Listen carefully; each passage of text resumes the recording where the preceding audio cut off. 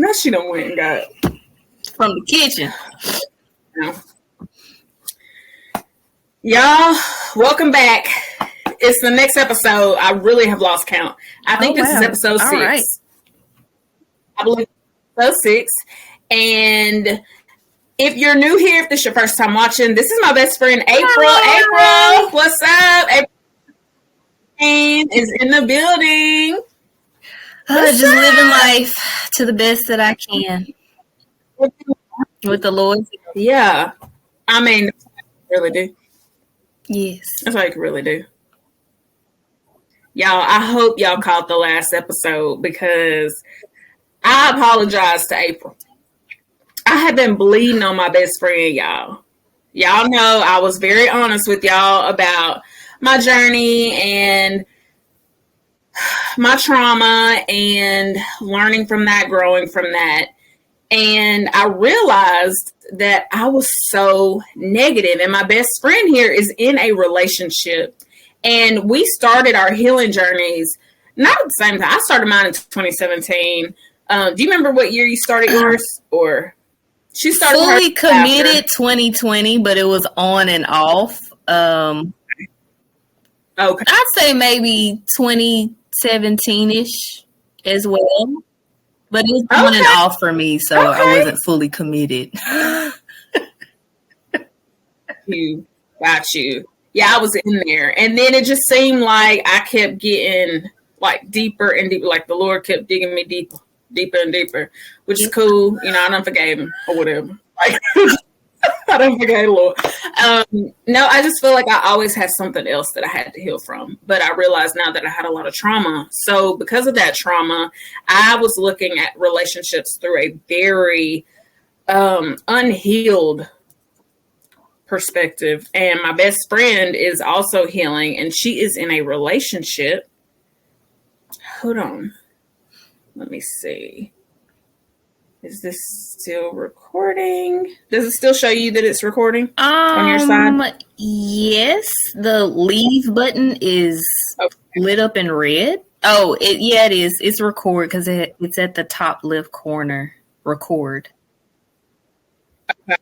Okay, good. I don't know why there's an issue. But the devil is a lie. The devil is a lie.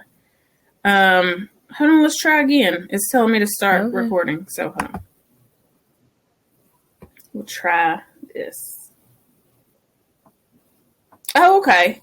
So yeah, it has been recording. So you know, sometimes it be get on out the way because not today.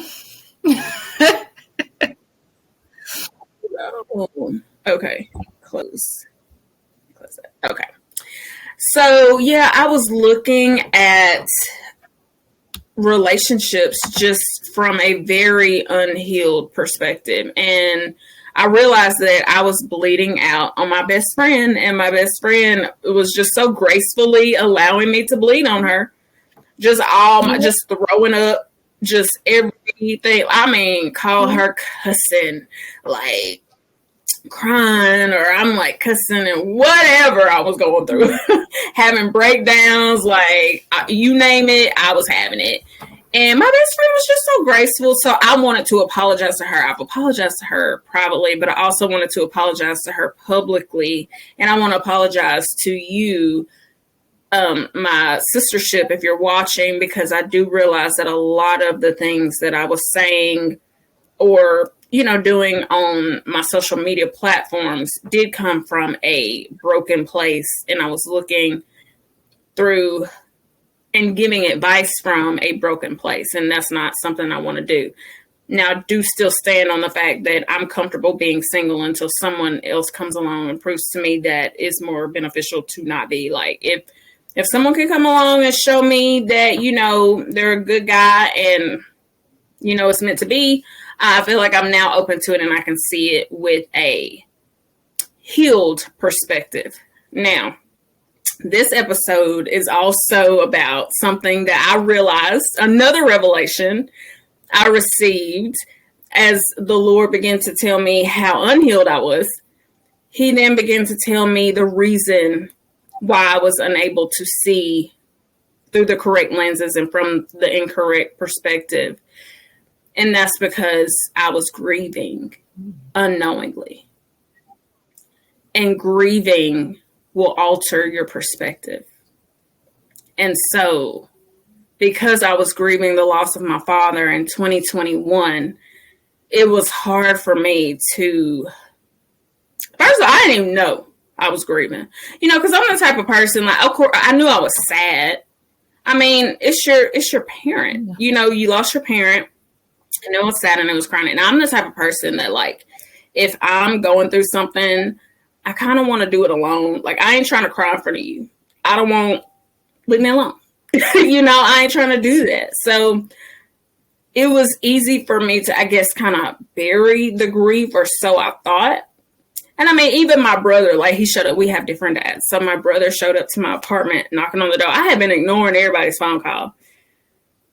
And I texted everybody. It was like, I even texted my mom, and I was like, my dad died, and she tried to call me, and I think I may have answered the phone for her, but I texted you, April, and I texted my siblings, and my brother tried to call me. I wouldn't answer. So he just shows up, which is rude, rude.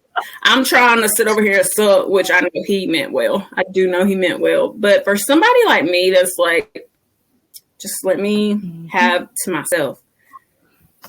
I didn't know I was grieving. And I didn't know that I would be grieving this long. And so, of course, I would get into relationships or situationships. I wouldn't even call them relationships after my dad passed away, that were not with people of quality, for lack of better ways of putting it.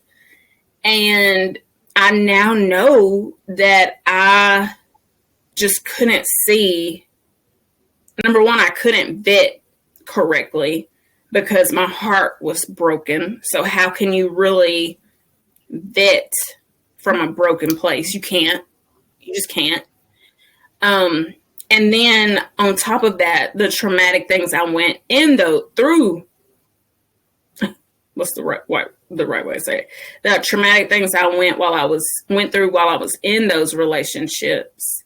It was hard for me to heal that. So I just packed on. If you think about it, like, I'm grieving.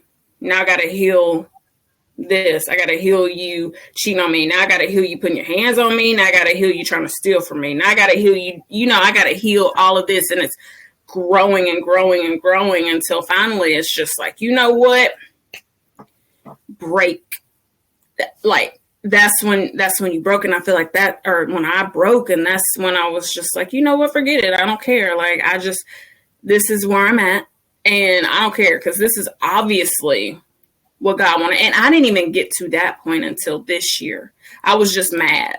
Like, Like, whatever. I'm just not going to talk to nobody. This is how niggas is. Like, trying not to, this is how dudes are. Like, it is what it is. Like, me. And so that's when I first started. And then when I realized, okay, Faith, this is where you are. And I know you want to be single because you've been hurt.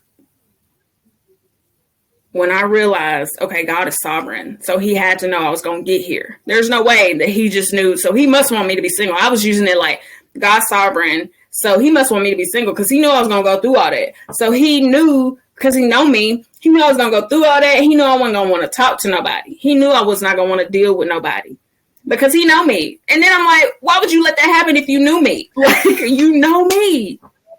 No, you know me well enough to know.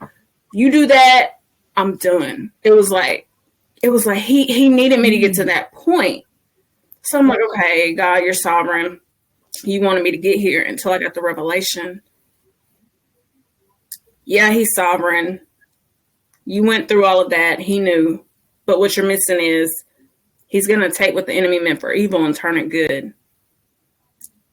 You've been grieving. That's where it started. So, grief. I know we talked about this. I know you understand it. Tell me your understanding of grief. Grief is like a mystery box to me because there's so many different things that you can grieve.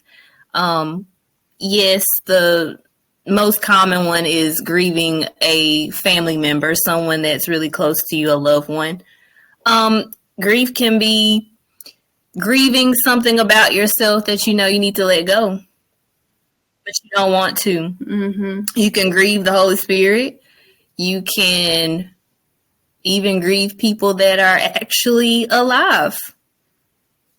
So there's so many different avenues that grief can be on. It's not put in one particular box.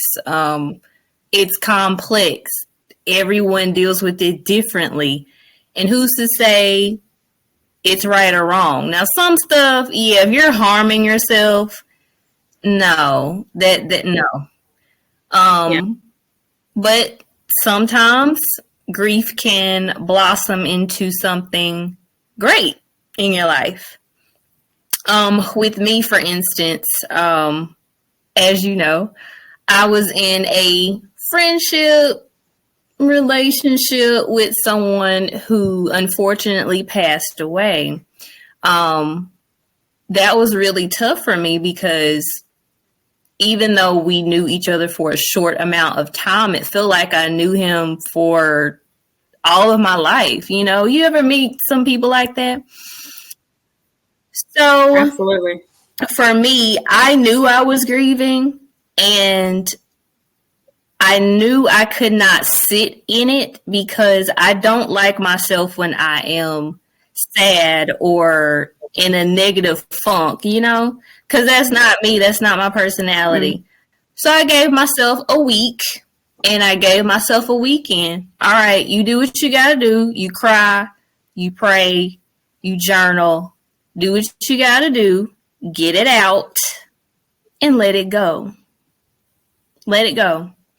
I remember having a dream about him and it was as if he knew that he was gone, but somehow we were talking on the phone and I was trying to figure out where he was and he wouldn't tell me. And I woke up and I'm like, okay, all right. Maybe that's him saying, just let me go. Like, I'm not, you can't find me. Just let me go. So I did. And that's when I started my YouTube channel, out of grief. Which, you know, that was not my intention to start my YouTube channel out of grief, but that's what happened. Even though I haven't posted as much as I want to, but yeah, grief can lead to something great, even though it feels horrible at the moment. And there is no time limit on your grief either. Right. Can I just say, and I'm going to call you out because I love it. No, you're like, wait a minute. No, you are the type of person that you don't really show your emotions either. You didn't at first. I feel like you've healed to this point where, or at least you didn't show them, like, to me. And I feel like it was in that season when you were grieving that I finally saw raw emotion from you. Now, on that level. Now, we used to work together, y'all. So, we have raw emotion about our job. Like, who don't? But as far as, like, vulnerability, I feel like it was that grief that taught you how to be more vulnerable, too. Because you were very vulnerable with me. Like, I've never seen that side of you. And, I mean, in a way where you were just like so emotionally honest, because you do have a wall up. Like, And even though, like, we best friends, and you know, your wall is down a little more with me, but you can still have a wall up. Like, it's not a bad one. Like, I don't know how to explain it. You still have like just a wall. Like how I said, like, I don't really like to, you know, cry in front of people or whatever. I feel like you kind of had something like that too. So when I seen you grieving like that, it was something different for me as well. Just as your best friend, to see you go through that, like, it just, I mean, I remember telling you, April, you gotta get it out. Like, you gotta cry it out. You gotta cry it out. I've been there. I know you have got to cry it out. And you did. And something beautiful blossomed from it. And that doesn't mean that, you know, so what, you're not uploading every day. You will be soon. I know you will be soon. I hope. Right.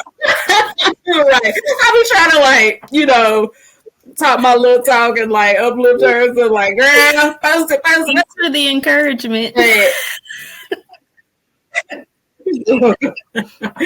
But something beautiful did come from that. You not just your YouTube channel. I feel like, as an outsider looking in, I feel like you were able to recognize different emotions. Like, you were able to really look at raw things for what they were. And I don't know that you were really doing that before. And if you were, I didn't see that. Like, you kind of probably did that to yourself. Like when you were by yourself. I can agree with you. Yes, I do have a wall. It's because of past friendships, and we've talked about that. I guess for me, I never really had a safe place to talk about my emotions.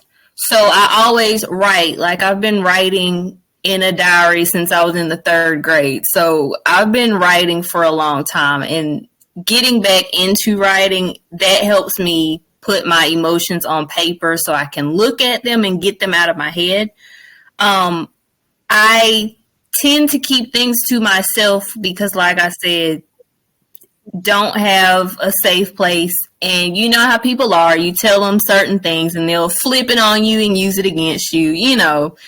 So I have to be careful about where I leave my words and where I leave my feelings.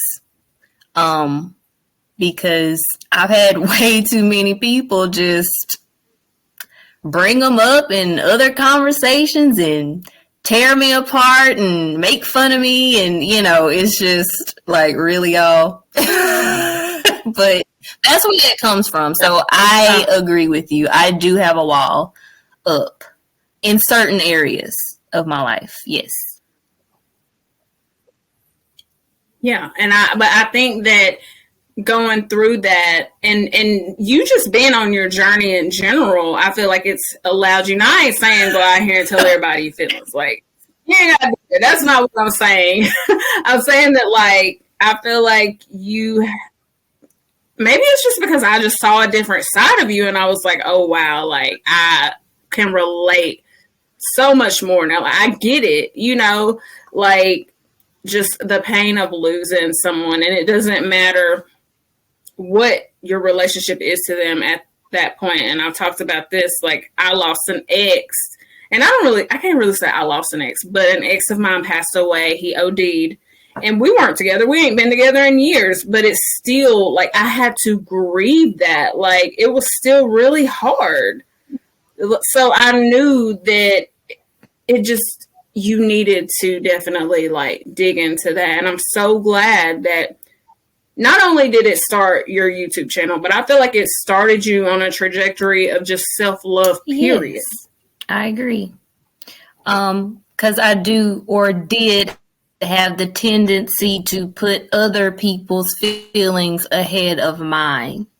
That people-pleasing thing that I am working on getting rid of because it's not healthy for me. But yeah, I'm glad you saw that. I didn't see that until you brought it up. But grief, oh my gosh, it's painful. Like it really is. For me, the hardest part is knowing that I can never speak to that person ever again.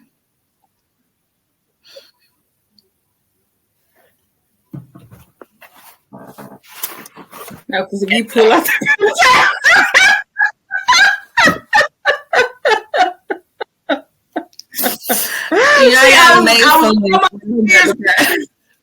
I was looking. She gonna pull that paper towel out. I cannot. I can't get over the paper towel. But no. It's so limited. Like you can't talk to the person. You can't see them ever again. All you have is your memories. Mm-hmm. Yeah. And I know it's a part of life. Grief is. It's just really hard navigating through it sometimes. Did you turn your camera off? Okay. I was fixing to say, wait. I ain't touched nothing. I guess they don't want to see me cry. I went black for a second. No.